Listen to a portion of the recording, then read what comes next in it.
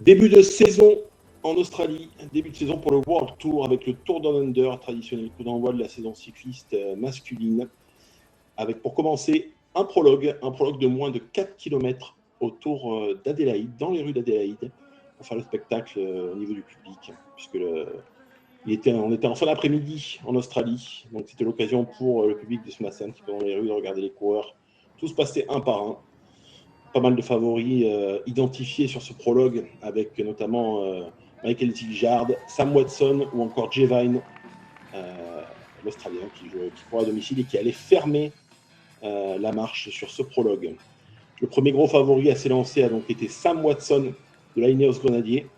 Sam Watson qui avait l'an dernier gagné le prologue du Tour de Romandie, notamment, entre autres, sur une période où il était très en forme, où il avait gagné notamment aux 4 jours de Dunkerque.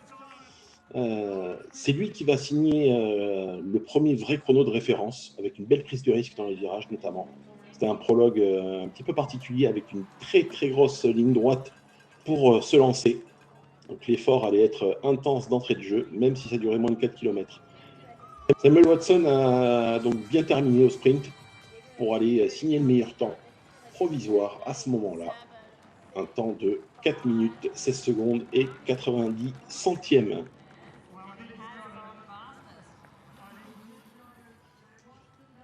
Sur le papier, c'est un chrono qui s'annonçait quand même difficile à aller chercher pour la concurrence.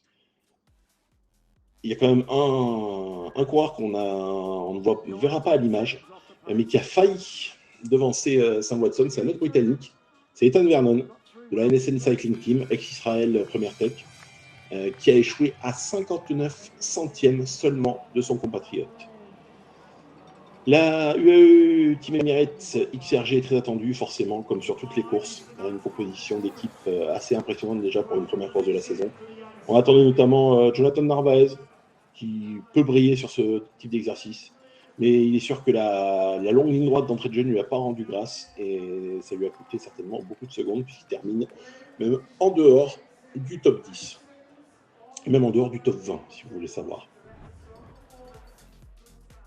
Mais celui qui était vraiment attendu, donc, en ce qui concerne la team UAE Emirates XRG, c'était lui, Jay Vine.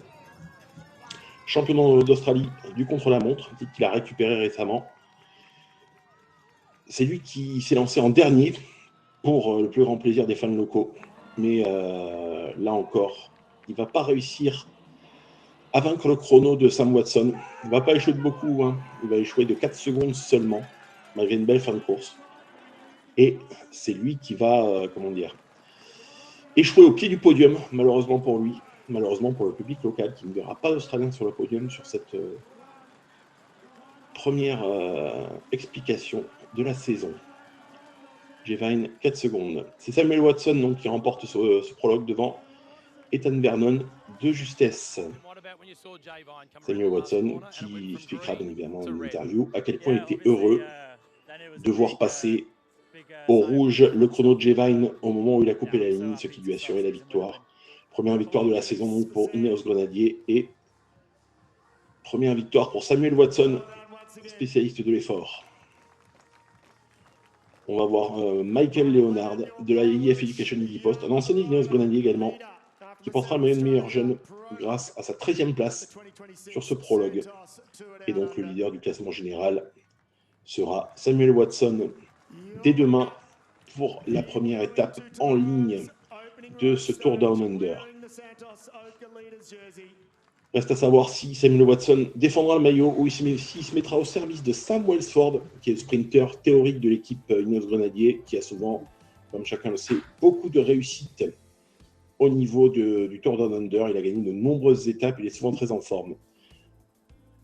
Samuel Watson donc s'impose avec une seconde d'avance sur Ethan Vernon et Laurens Pitty, le néo-zélandais, prend la 3e place. 3 profils de routiers sprinters qui ont quand même un peu de caisse et qui ont réussi à dompter, à ajuster leur effort pour faire quelque chose sur ce prologue. On notera la belle 5e place de Pierre Gautra, côté français, de la Décathlon, qui n'est pas non plus catalogué comme un spécialiste réel du contre-la-montre, mais un effort de moins de 4 km, c'est un effort qui rebat les cartes entre le vrai spécialiste. On voit par exemple Luc Plapp, qui est ancien champion d'Australie du contre-la-montre, qui n'a pas réussi à accrocher le top 10. Le classement général sera bien évidemment le même que le classement de l'étape. Demain, on aura une première étape autour de Tanunda de seulement 120 km, mais avec 3 fois l'ascension du Mengler Hill, 2,1 km à 3,5%. Pas une énorme difficulté, mais la répétition d'efforts avec pas mal de sprints intermédiaires placés et une arrivée en léger faux plat montant qui pourra peut-être rebattre les cartes du classement général.